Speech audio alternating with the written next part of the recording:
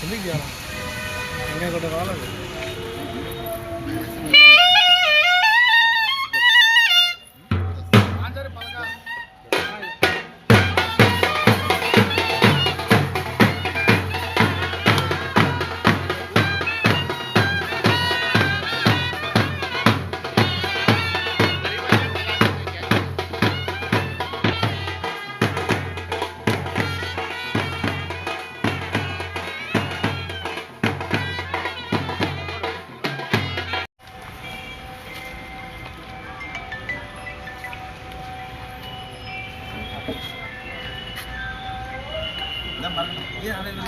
నేను చూస్తున్నాను.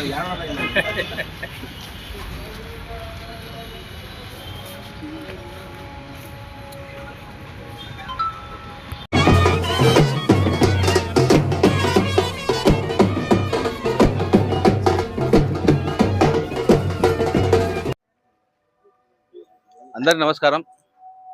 ఈరోజు ఎంతో శుభదినము. ఎందుకంటే నంద్యాల నియోజకవర్గంలో మనం చూసుకున్నట్లయితే దాదాపు సంవత్సరాల పైగా కూడా అన్న నంద్యాల వాసినటువంటి ప్రముఖ వ్యాపారవేత్త గొల్ల రాజన్న గారి ఆధ్వర్యంలో ఎన్నో సేవా కార్యక్రమాలు, సహాయ సహకారాలు, ఆర్థిక సహకారాలు ఎన్నో రకాలుగా నేనున్నానంటూ పేదల పెద్దన్నగా ఎన్నో సహాయ సహకారాలు చేసుకుంటూ ముందుకు వెళ్తున్నారు. అదేవిధంగా చూసుకున్నట్లయితే దాదాపు సంవత్సరాల పైగా ప్రతి ఒక్కరూ కడుపు నిండాలని, పేదవాళ్ళు ప్రతి ఒక్కరు కడుపు నిండాలని కేవలం ₹1 ప్లేట్ చపాతీ, కర్రీ, పప్పు, అదేవిధంగా రూపాయికే భోజనం ఏర్పాటు చేశారు. ఆ విధంగా ప్రస్తుతం నంద్యాల ఒక క్యాంటీన్ ఏర్పాటు చేసి అక్కడ కొనసాగుతోంది. అదేవిధంగా మొబైల్ క్యాంటీన్ ఏర్పాటు చేసి నంద్యాల పట్టణంలో ప్రతి చోట ప్రధాన కూడలో నిలబడి అక్కడ ఉండేటువంటి ఆకలి ఉన్న ప్రతి ఒక్కరి ఆకలి తీరుస్తున్నారు. అదేవిధంగా ఈరోజు చూసుకున్నట్లయితే మరో మొబైల్ క్యాంటీను పట్టణంలో తిరుగుతూ ఉంది.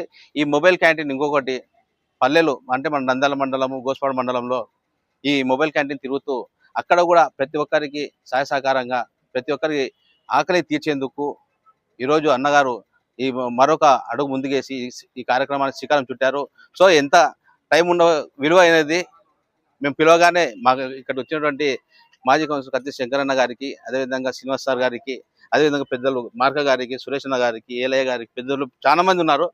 దాదాపు ప్రతి ఒక్కరికి కూడా హృదయపూర్వక నమస్కారాలు తెలియజేసుకున్నారు ఇక్కడ వచ్చినందుకు.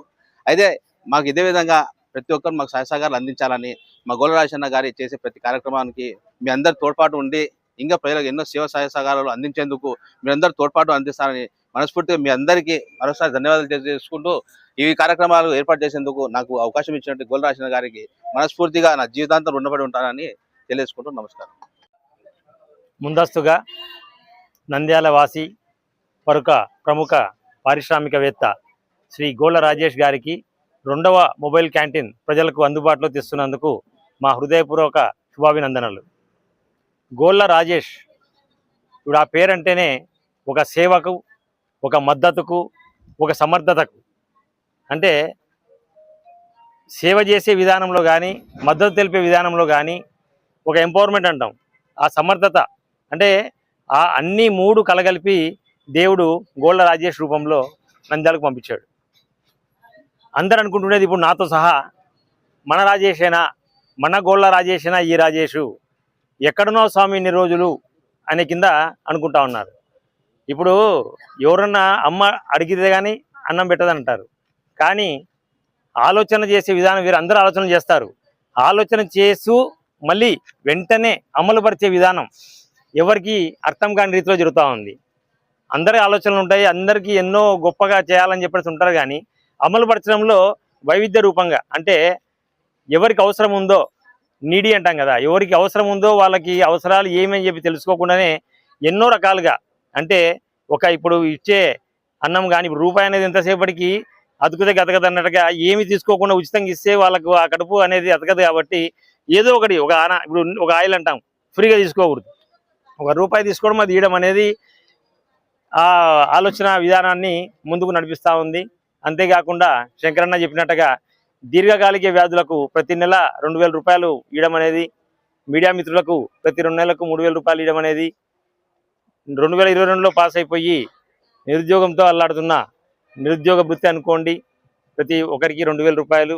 మున్ముందు ఎన్నో వైవిధ్యభరితమైన ఆలోచనలు రావడం వేరే, అదొక ఎత్తు అయితే అది అమలుపరిచే విధానం.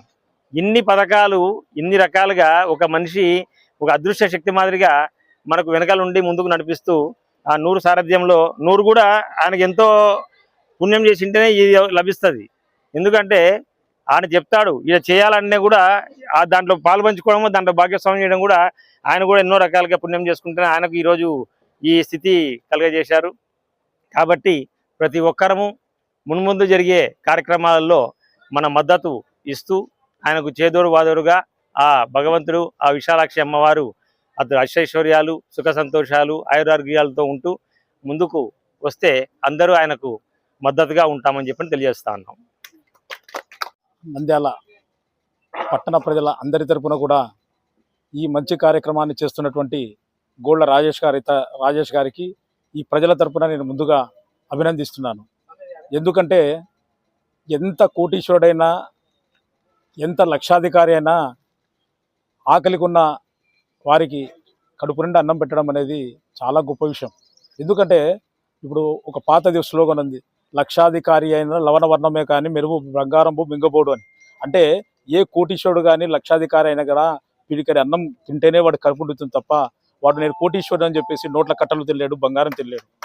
అదేవిధంగా ఆకలికి ఉన్న హృదయాలను దగ్గర తీసుకొని వాళ్ళను ఆకలి తీర్చడం అనేది అది నిజంగా భగవంతుడిచ్చిన గొప్ప వరం. అందుకే కాసిరెడ్డి నాయన బ్రతుకున్నప్పుడు కూడా చెప్పేవాడు, ఆకలికి ఉన్న వాడికి ప్రతి ఒక్కడు ఎవడు కూడా ఆకలితో ఉండకూడదు, వారికి అన్నం పెట్టండి అని చెప్పేసి అనేక చోట్ల ఆయన అన్నదాన కార్యక్రమాలు ఏర్పాటు చేయడం జరిగింది, ఊరున చేయడం జరిగింది. ఆయన స్ఫూర్తితో ఎంతోమంది చేశారు. అదేవిధంగా ఈరోజు ఒక మన మాజీ ఎంపీ ఎస్పీ రెడ్డి గారిని కూడా తలుచుకోవడం అనేది ఒక విశేషం. ఎందుకంటే ఆయనను ఆదర్శంగా తీసుకొని ఆయన ఎస్పీ రెడ్డి గారు కూడా రూపాయికి రొట్టె పప్పు అని చెప్పేసి పేద ప్రజల ఆకలిని తీర్చిన మహనీయుడు. బీదవారిని ఎంతో దగ్గర తీసుకున్నాడు.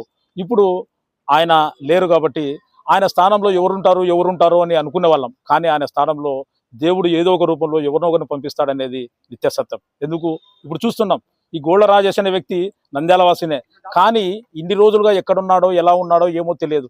కానీ ఒక అకస్మాత్తుగా ఇక్కడికి వచ్చేసి నంద్యాలలో ఇంతమంది పేద ప్రజలు ఉన్నారు, వారి ఆకలిని తీర్చాలా అనే తపనతో ఇక్కడ 1.5 సంవత్సరం నుంచి ఒక క్యాంటీన్ ఇచ్చేస్తున్నాడంటే అది చాలా గొప్ప విషయం. ఎందుకంటే చాలా మంది పేరు కోసం దానికోసం 1 రోజు 2 రోజులు అన్నదానాలు పెట్టి ముగిస్తారే తప్ప ఇలా కంటిన్యూ ప్రాసెస్గా చేసే లీడర్ అనేవారు ఎవ్వరూ లేరనమాట. అది ఇప్పుడు గోళ్ళ రాజేష్ చేస్తున్నాడు. అదేవిధంగా కాకుండా అందరూ మన ఆఫీస్ దగ్గరికి రాలేరు, ఎంతో మంది వికలాంగులు, ఎంతో మంది కళ్ళు లేని వాళ్ళు ఉంటారు, ఎంతో మంది వృద్ధులు ఉంటారు, వాళ్ళు ఇంత దూరం రాలేరు అని చెప్పేసి వాళ్ళ దగ్గరికే మొబైల్ క్యాంటీన్ తీసుకుపోయి వాళ్ళ ఆకలిని తీరుస్తున్నాడు. చాలా గొప్ప విషయం అది. అది ఒక నంద్యాల పట్టణంలో కాకుండా మండలాల్లో కూడా కంపల్సరీ, పల్లెల్లో అంటే ప్రజలన్న తర్వాత అన్ని చోట్ల ఉంటారు కదా ప్రజలు, అందుకే పల్లెల్లో కూడా ఇటువంటి ఆకలి వేదన అనుభవించకూడదు ఎవరైనా అని చెప్పేసి ఆయన పల్లెల్లో కూడా ఇప్పుడు ఈరోజు మొబైల్ క్యాంటీన్లు ఏర్పాటు చేయడం జరుగుతుంది. కానీ ఆయన యొక్క చేసే సహకారాలు ఇదే కాదు, పేద ప్రజలకు ముందు చెప్పారు. వివేకానందుడు కూడా చెప్పాడు, ఏ రోజైతే భారతదేశంలో ఆకలికి ఉన్న కుక్క కూడా భారతదేశంలో ఉండకూడదు, ఆ ఆకలిని తీర్చాలా, అప్పుడే ఆ దేశం గొప్ప దేశం అనిపించుకుంటుందని ఆయన ఆదర్శంగా తీసుకొని పెట్టాడు. ఇంకోటి పెట్టాడో తెలియదు, కానీ ఈయన ప్రతి ఒక్కరికి ఈ విధంగా చేసి నంద్యాల ప్రజలను కడుపును నింపి దహార్తిని కూడా త్వరలో తీరుస్తాడని చెప్పేసి నేను అనుకుంటున్నాను. అదేవిధంగా కాకుండా ఆరోగ్యమే మహాభాగ్యం అన్నారు. మనిషికి కావాల్సింది ఒకటే, ఆరోగ్యంగా ఉండడం, ఆరోగ్యమే మహాభాగ్యం. దాంట్లో కూడా ఆయన నంద్యాల ప్రజలు ఎవరైతే గన షుగర్లు, బీపీలు వగైరా వ్యాధులతో బాధపడుతూ అంటే దీర్ఘకాలిక వ్యాధులతో బాధపడే వారికి కూడా ఆయన గుండె ఆపరేషన్లు చేయించుకున్న వారికి ఎంతోమంది పేదలకు కూడా వారికి ఒక మెడికల్ కార్డు ఇచ్చి వారికి కావాల్సినటువంటి మెడికల్ సదుపాయాన్ని అంటే 2,000 రూపాయలు ప్రతి నెల 2,000 రూపాయల మెడిసిన్ కూడా వారికి ఇస్తూ వారిని కాపాడుతున్నాడంటే ఆయన చాలా మహనీయుడు అని చెప్పాలి. ఎందుకంటే దేవుడు అనేవాడు ఎక్కడో లేడు, దేవుడి రూపంలో రాడు, దేవుడు ఒక మనిషి రూపంలో ఏదో ఒక విధంగా మనం సహాయం చేస్తాడని, ఆ సహాయం చేసిన వ్యక్తినే మనం దేవుడు అనుకుంటాం తప్ప దేవుడు ఎక్కడ లేడు. ఏ మతమైనా ఏ కులమైనా చెప్పేది ఒకటే, నీకు ఎవరు సహాయం చేస్తారో వాడు దేవుడు తప్ప వేరేది కాదు. మనం అంటుంటాం, నేను ఆపదలో ఉన్నాం, ఆయన వచ్చి నాకు అన్నం పెట్టాడు, దేవుడు మాది దండం పెట్టాడని చెప్పేసి దండం అనుకుంటుంటాం. అంటే ఆయన దేవుడని కాదు అర్థం, ఆ రూపంలో దేవుడు ఎవరినో ఒకరిని మనం పంపిస్తాడు. మొదటగా ఉన్నాడు కాసిరెడ్డి అయిన తర్వాత ఎస్పీ రెడ్డి ఉన్నాడు, తర్వాత ఈ రోజు గోళ్ళ రాజేష్ వచ్చాడు. అట్లా ఏదో రకంగా నంద్యాల ప్రజలకు మేలు చేస్తున్నటువంటి గోళ్ళ రాజేష్ గారికి ఇలాంటి సేవా కార్యక్రమంలో ఏమి చేసినా కూడా మా యొక్క ఇది ఏదైనా ఉంటే కన్నా మేము నిరభ్యంతరంగా మా యొక్క సేవా భాగ్యాన్ని మేము మీకు అందజేస్తామని చెప్పేసి తెలుపుకుంటూ